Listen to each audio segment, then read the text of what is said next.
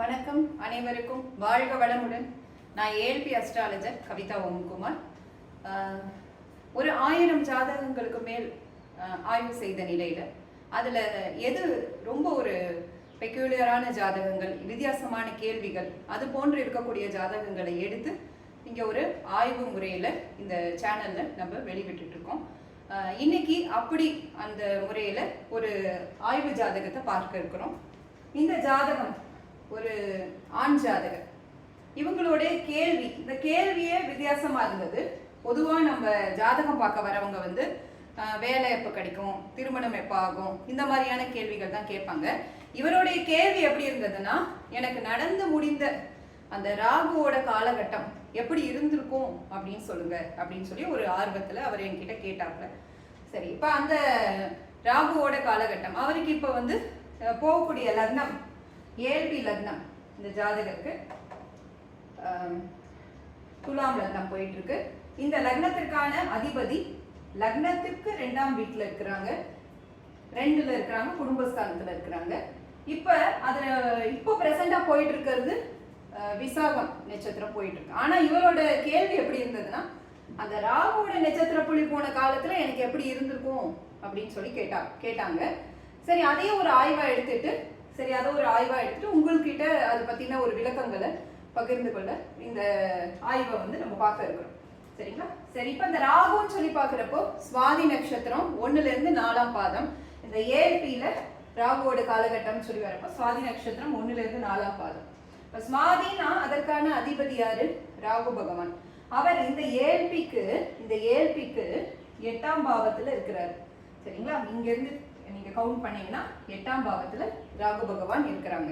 சரிங்களா? அப்ப ஏஎல்பிக்கு 8ஆம் பாவத்துல நட்சத்திர புள்ளி போயிட்டு இருக்கிறப்போ அப்ப அந்த ஜாதகருக்கு தீர்க்க முடியாத தீராத பிரச்சனைகள் இருக்குமான்னா இருக்கும். ஜாதகர் மறைந்து வாழக்கூடிய சூழ்நிலைகள் இருக்குமான்னா இருக்கும். அந்த மாதிரியான ஒரு காலகட்டமா அது இருந்ததுன்னு சொல்லி காமிச்சது.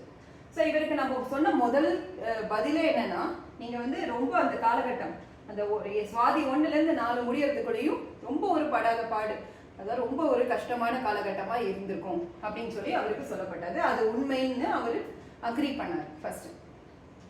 இப்போ அவருக்கு அந்த லக்னத்தோட அதிபதி சுக்கிர பகவான் 2ல இருக்கிறாங்க, குடும்பஸ்தானத்துல தான் இருக்கிறாங்க. ஓரளவு நல்ல நிலைன்னு சொல்லலாம். ஆனா அவர் சுக்கிர பகவான் 1க்கும் 8க்கும் அதிபதியாகி 2ஆம் வீட்டுல இருக்கிறாங்க. சரிங்களா? இந்த லக்னத்துக்கும் அவர் தான் அதிபதி, இங்கேயும் அவர் தான் அதிபதி. அவர் 2ஆம் வீட்டுல இருக்கிறாரு. ஸோ அப்போ 2ஆம் வீட்டுல குடும்பஸ்தானத்துல பிரச்சனைகள் வருமானா வரும். ஏன்னா 8ஆம் பாவத்து அதிபதியா ஆகி அவர் குடும்பத்துல வந்துட்டாரு. அவர் கூட கேது பகவான் இருக்கிறாங்க. ஸோ வருமானத்துல தடைகள் இருந்தது, குடும்பத்துல நிறைய பிரச்சனைகள் இருந்ததுங்கிறது அவர் அக்ரி பண்ணிக்கிட்டாரு. அதே போல இவருடைய திருமண வாழ்க்கையிலையும் சில பிரச்சனைகளை இவர் சந்திக்க நேர்ந்தது அந்த காலகட்டத்தில். அதற்கான காரணம் என்னன்னா, இந்த ஏஎல்பியில இருந்து 7ஆம் பாவம் திருமணம் அப்படின்னு சொல்லக்கூடிய மனைவின்னு சொல்லக்கூடிய அந்த 7ஆம் பாவம் செவ்வாய் பகவான் எங்க இருக்கிறாரு?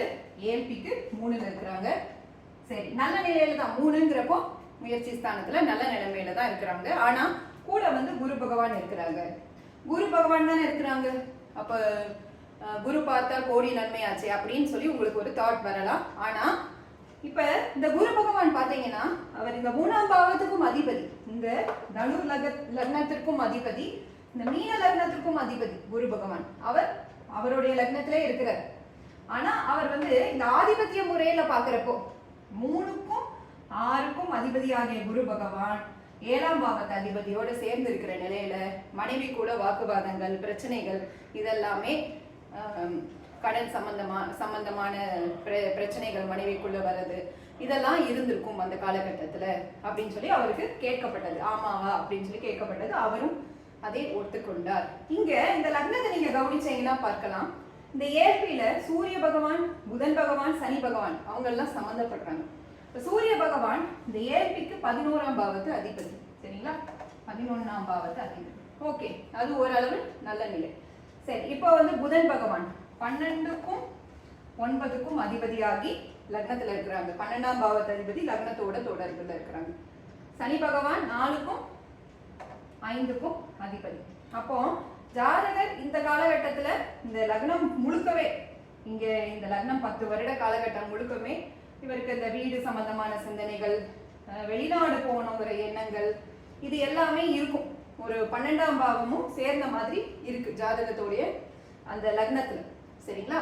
சோ அப்ப அந்த ஜாதகரே ஒரு குழப்பமான மனநிலையில தான் இந்த நேரத்துல இருந்திருப்பாரு. கூடவே 8, 12 8ஆம் அதிபதி நட்சத்திர புள்ளியும் அந்த காலத்துல போனதுனால தீர்க்க முடியாத தீராத பிரச்சனைகள் நிறைய ரொம்பவும் கஷ்ட காலங்களை அவர் சந்திக்க நேர்ந்தது அப்படின்னு சொல்லி அவருக்கு கூறப்பட்டது. அவர் அதை ஒத்துக்கொண்டார். இப்போ பிரசண்டா இவருக்கு விசாகம் நட்சத்திரம் போறது, இப்போ ஓரளவு மூச்சு விடக்கூடிய நிலைமையில் இருப்பதாக அவரே ஒத்துக்கொண்டார். இப்ப பார்த்தோம்னா எல்லாமே எல்லா ப்ராப்ளமும் செட்டில் டவுன் ஆகல. ஆனா அப்ப இருந்த நிலைமைக்கு கொஞ்சம் வெளிவந்த மாதிரியான சிச்சுவேஷன் வருது அப்படின்னு சொல்லி சொல்றார்கள். சோ அப்ப அந்த 3ஆம் பாவத்தை அதாவது குரு பகவான் விசாகம் சொல்லி சொல்றப்போ அதற்கான அதிபதி குரு பகவான் 3ல இருக்கிறாங்க. 3க்கும் 6 அதிபதி ஆகுறாங்க. 3ல இருக்கிறாங்க.